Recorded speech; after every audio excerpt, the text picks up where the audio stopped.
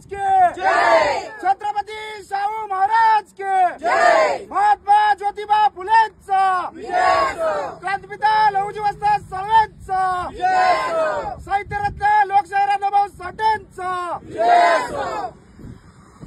बाबासाहेबांचा पुतळा हलवला गेल्यानंतर त्यांनी सांगितले की तुमचा नियमानुसार आम्ही पुतळा उचलला गेलेला आहे। जर दोन्ही पुतळे अधिकृत असताना चिंके गावामध्ये तालुका सांगोला 2 महापुरुषाचे पुतळे आम्ही बसवले होते। आमच्या सहकुशीत मर गेले, त्यातील प्रशासनाने आमच्या बाबासाहेबांचा पुतळा काढून नेला, त्याचीच आम्ही मागणी करावी का आमचा पुतळा काढला। सांगोला तालुक्यातील चिंके या गावात विश्वरत्न महामानव डॉक्टर बाबासाहेब आंबेडकर यांचा पुतळा प्रशासनाने हलवण्यात आलेला आहे। प्रथमतः आम्ही त्या घटनेचा जाहीर निषेध करतो।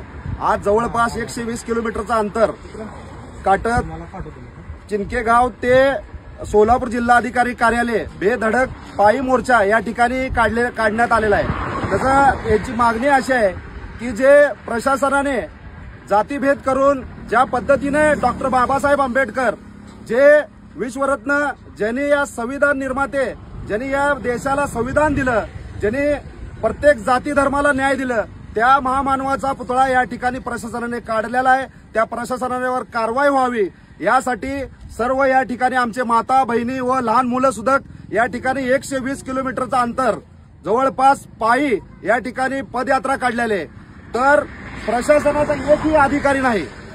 मोर्चा चालू आहे, रीतशीर त्यांनी त्या ठिकाणी मोर्चाचं आवाहन केलेलं आहे, परंतु प्रशासन यावरून लक्षात येते प्रशासन किती आमच्याबद्दल या ठिकाणी हलगर्जीपणा करते।